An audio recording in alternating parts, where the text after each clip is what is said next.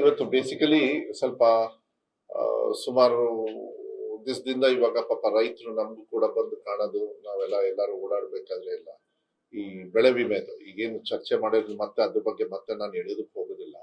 ಅದೇನಾಗ್ತದೆ, ಈ ಮಳೆ ಮಾಪನ ಅದು ಬರೀ ಈಗಲ್ಲ, ಅದು ನಾವು ಹಿಸ್ಟ್ರಿ ಶುರು ಮಾಡಿದ್ರೆ ಈ ಮಳೆ ಮಾಪನ ಹಾಳಾಗೋದಕ್ಕೆ ಕಾರಣ ಈ ಬಿಜೆಪಿ ಸರ್ಕಾರದವ್ರೆ. ನಿಜ ಹೇಳ್ಬೇಕಂದ್ರೆ, ಹಂಗೆ ಹೇಳ್ಬೇಕಂದ್ರೆ ಅದು ಅನಿವಾರ್ಯವಾಗಿ ನಾ ಹೇಳ್ಬೇಕು. ಆದ್ರೆ ನಮ್ಮ ಸರ್ಕಾರ ಬಂದಿರೋದ್ರಿಂದ ನಾವದನ್ನ ಜವಾಬ್ದಾರಿ ತಗೊಳ್ಬೇಕಾಗತ್ತೆ. ಎಲ್ಲೆಲ್ಲಿ ಬೇಕೋ ಅಲ್ಲಲ್ಲಿ ರಿಪೇರಿ ಮಾಡಿಸಿದ್ವಿ. ಕೊನೆಗೆ ಕೃಷ್ಣ ಬೈರೇಗೌಡರಿಗೂ ಕೂಡ ಮಾತಾಡ್ಬಿಟ್ಟು, ಇಲ್ಲ ಕೃಷ್ಣ ಅವರೇ, ಕಂಪ್ಲೀಟ್ ಏನಾದ್ರು ಹೊಸ ಸಿಸ್ಟಮ್ ತರಲಿಲ್ಲ ಅದು ಲೇಟೆಸ್ಟ್ ಆಗಿ, ಯಾಕಂದ್ರೆ ಪಾಪ ಜನರು ಬೆವರು ಸುರಿಸಿ ಈಗ ನೋಡಿ 21 ಕೋಟಿ ಖರ್ಚು ಕಟ್ಟಿ 153 ಕೋಟಿ ತಗೊಂಡಿದ್ದಾರೆ. 157 ಕೋಟಿ. ಈಗ 26 ಕೋಟಿ ಕೊಟ್ಟು 113 ಅಂದ ತಕ್ಷಣ ಮೇನ್ ಟಾರ್ಗೆಟ್ ಎಲ್ಲಿ ಅಂತ ಹುಡುಕಿದಾಗ ಅದು ಈ ಭಾಗದಲ್ಲಿ ಬಿಕಾಸ್ ಆಫ್ ಮಷಿನ್ ಇದರಿಂದ ತೊಂದರೆ ಆಗಿದೆ ಅನ್ನಲ್ಲಿ ಇದು ಕಾಣಿಸ್ತಾ ಇದೆ. ಇದನ್ನ ನೀವು ಮಳೆ ಮಾಪನ ಅದು ಏನ್ ಪ್ರಾಬ್ಲಮ್ ಆಗಿದೆ ಅನ್ನೋದನ್ನ ನಾನು ಎಂಟೈರ್ ಸ್ಟೇಟಿಗೆ ಟೆಂಡರ್ ಮಾಡಿಸಿ ಅದೆಲ್ಲ ಅಪ್ಡೇಟ್ ಮಾಡಬೇಕು. ಮತ್ತೆ ನನಗೆ ಗೊತ್ತಿರ್ಲಿಲ್ಲ ಎಲ್ಲೆಲ್ಲಿ ಈ ಮಾಹಿತಿ ಶೇರ್ ಮಾಡೋದು. ಮಲ್ಟಿಪಲ್ ಅಲ್ಲ ಹಂಗ್ ಬರಲ್ಲ, ಅದೆಲ್ಲ ಮೋಸ್ಟ್ಲಿ ವೆದರ್ ಇದಿರುತ್ತೆ. ಹಂಗೇನಾದ್ರು ಮುಚ್ಚಿದ್ರೆ ಅವ್ನು ಯಾವನ್ EMC ತಗೊಂಡು ಏನ್ ಸಪ್ಲೈ ಮಾಡಿರ್ತಾನೆ ಅವನ ವಿರುದ್ಧ ಇದು ಮಾಡ್ಬೇಕಾಗತ್ತ, ಅದನ್ನ ನಾನು ಹೇಳ್ತೀನಿ.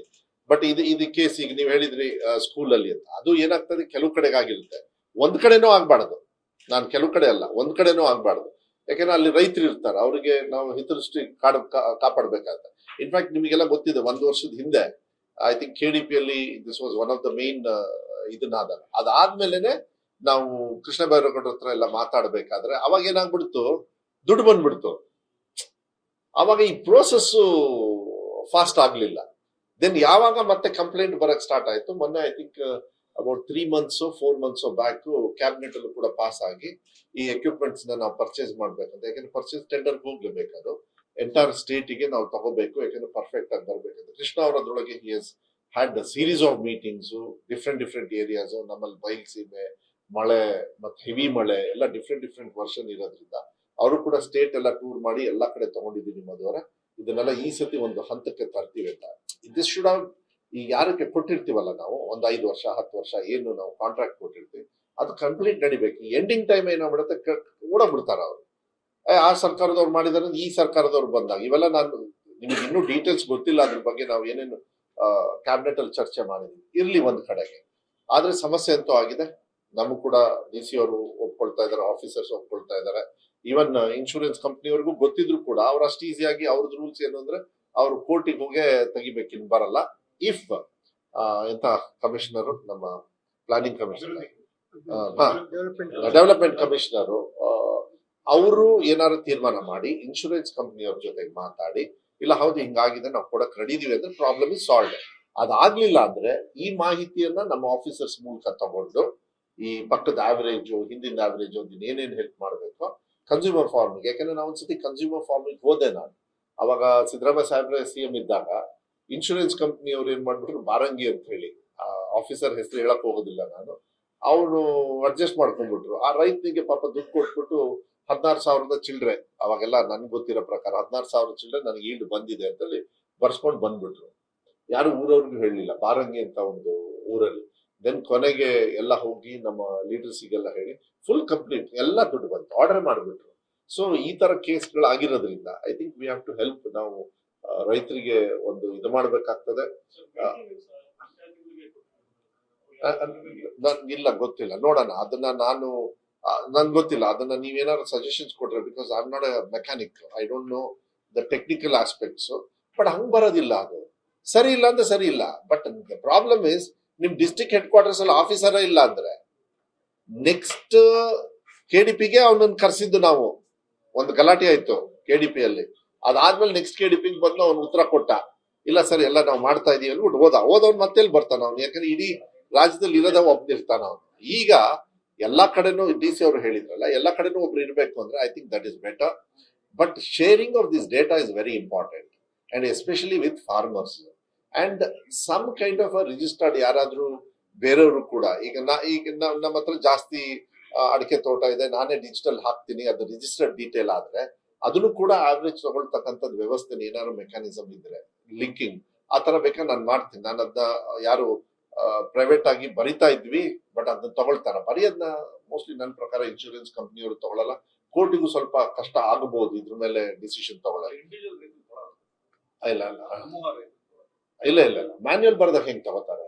ನೀವು ಈಗ ಬರ್ಸಿದ್ರಿ ಅನ್ಬಿಡ್ತಾರೆ, ಅದು ಬೇರೆ, ಅದು ಚರ್ಚೆ ಬೇರೆ ರೀತಿ ಹೋಗುತ್ತೆ. ಬಟ್ ರೈತರೇ ಹೂ ಕ್ಯಾನ್ ಅಫೋರ್ಡ್, ಕೆಲವರೆಲ್ಲ ದೊಡ್ಡ ದೊಡ್ಡ ಇಳುವರಿ ಮಾಡೋರು, ದೊಡ್ಡ ಲ್ಯಾಂಡ್ ಹೋಲ್ಡಿಂಗ್ ಇರೋರು, ಅವರೇ ರಿಜಿಸ್ಟರ್ ಮಾಡಿದ್ರೆ ಇನ್ ಟರ್ಮ್ಸ್ ಆಫ್ ಇದು I think that is better. ಅದು ಸ್ವಲ್ಪ ಏನಾದ್ರು ವರ್ಕೌಟ್ ಮಾಡೋದು ಒಳ್ಳೇದು ಅಂತ ಹೇಳಿ ನಾನು ಭಾವಿಸ್ತೀನಿ. ನನ್ಗೆ ಗೊತ್ತಿಲ್ಲ ಹೆಂಗಾಗುತ್ತೆ ಅಂತ.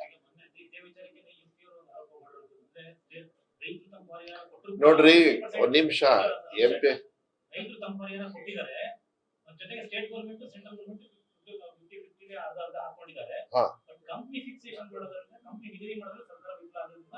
ಅಲ್ಲ ಒಂದ್ ನಿಮಿಷ, ಇನ್ಶೂರೆನ್ಸ್ ಕಂಪ್ನಿ ಫಿಕ್ಸ್ ಮಾಡೋರು ನಾವ್ ಮಾಡ್ತೀವ?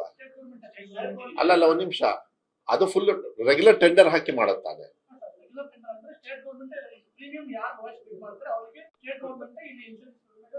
ಹಾ ಓಕೆ, ಅದು ಟೆಂಡರ್ ಆದ್ಮೇಲೆ ಅವ್ರು ಏನ್ ಮಾಡ್ತಾರ? ಅವರು ಅಲ್ಲ ಒಂದ್ ನಿಮಿಷ, ಈಗ ಮಾಹಿತಿ ಕೊರತೆ ಆಗಿರೋದು ಏನು ಅಂತಾನೆ ನಾವು ಡಿಸ್ಕಸ್ ಮಾಡಿತ್ತಾನೆ. ಈಗ ನಾವು ಈಗ ಚರ್ಚೆ ಮಾಡ್ತಾ ಇರೋದೇನು? ಹಾಳಾಗಿರೋ ಮಿಷಿನ್ ಬಗ್ಗೆನೆ ತಾನೆ. ಅದ್ರ ಬಗ್ಗೆನೆ ನಾನು ಈಗ ಮತ್ತೆ ನೆಕ್ಸ್ಟ್ ರಾಜ್ಯ ಮಟ್ಟದಲ್ಲಿ ಏನ್ ಡಿಸಿಷನ್ ತಗೊಳ್ಬೇಕು ಅಂತ ಹೇಳಿ ಮಾಡ್ತಾ ಇರೋದು. ಹೌದಾ? ಕರೆಕ್ಟ್ ತಾನೆ? ಮತ್ತೆ ಇನ್ನೇನು? ಅಲ್ಲಪ್ಪ, ನಾನ್ ಒಂದ್ ನಿಮಿಷ, ಡೆವಲಪ್ಮೆಂಟ್ ಕಮಿಷನ್ ಹತ್ರ ಏನ್ ಮಾತಾಡ್ತೀನಿ ನಾನು? ಹಿಂಗ್ ಮಿಷಿನ್ಸ್ ಹಾಳಾಗಿದೆ, ಆ ಮಿಷಿನ್ ಹಾಳಾದಾಗ ಅದನ್ನೇ ತಾನೇ ನಾನು ಹೇಳ್ತಾ ಇದ್ದೀನಿ. ನೀನೇನ್ ಹೇಳ್ತಾ ಇದ್ದೀನಿ?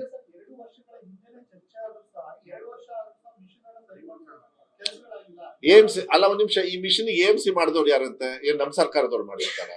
ಯಾರು ಈ ಮಿಷಿನ್ಸ್ ಇನ್ಸ್ಟಾಲ್ ಮಾಡಿದ? ತೆಗಿಲ್ಲ ನಾನು. ಯಾರು ಇನ್ಸ್ಟಾಲ್ ಮಾಡಿದ್ದಂತೆ? ಇವ್ರ ಸರ್ಕಾರನೇ. ಲೋಕಾಯುಕ್ತವ್ರು ಏನಂದ್ರು ಮೊನ್ನೆ ಅಶೋಕ್ ಹತ್ರ? ಅಶೋಕ್ ಒಂದು ಸ್ಟೇಟ್ಮೆಂಟ್ ಕೊಟ್ರಲ್ಲಪ್ಪ ನಿನ್ನೆ. ಏನ್ ಸ್ಟೇಟ್ಮೆಂಟ್ ಕೊಟ್ರು? ಇದು ಎಂತ 63% ಭ್ರಷ್ಟಾಚಾರ ಅಂತ. ಆ ವಿರೋಧ ಪಕ್ಷರಿಗೆ ಒಂದು ತಲೆಲ್ಲದ ಏನ್ ಇಟ್ಕೊಂಡಿದ್ದಾರೆ 2013 ಅವಾಗ ರಾಘವೇಂದ್ರ ಅವ್ರ ತಂದೆಯವರೇ ಮುಖ್ಯಮಂತ್ರಿಗಳಿದ್ದಿದ್ದು, ಗೊತ್ತಾಯ್ತಾ? ಅವಾಗ ಟೆಂಡರ್ ಆಗಿದ್ದ ಕರೆಕ್ಟ್ ಆಗಿ ನೋಡಿ, ನಾನು ಡೇಟ್ ಕೊಡ್ತೀನಿ ಬೇಕಾದ್ರೆ. ತೆಗಿರಿ, ಯಾವಾಗ ಅದು ಟೆಂಡರ್ ಆಗಿದ್ದು ಅಂತ ಬರ್ಕೊಳ್ಳಿ, ನೋಡಿ ಆಫೀಸಲ್ಲಿ ಫೋನ್ ಮಾಡಿ ಕೊಡ್ತೀನಿ. ಇವಾಗ ನೋ, ಈ 63% ಸಗಣಿ ತಿಂದ ಹಿಂಗಾಗಿರೋದು ಎಕ್ವಿಪ್ಮೆಂಟ್ಸ್ ನ ನಿಮಗೆ ಕೈ ಸಿಗದೆ ಇರೋದು. ಸೊ ರಾಘವೇಂದ್ರ ಫಸ್ಟ್ ಅದನ್ನ ನೋಡ್ಬೇಕಾಗತ್ತೆ.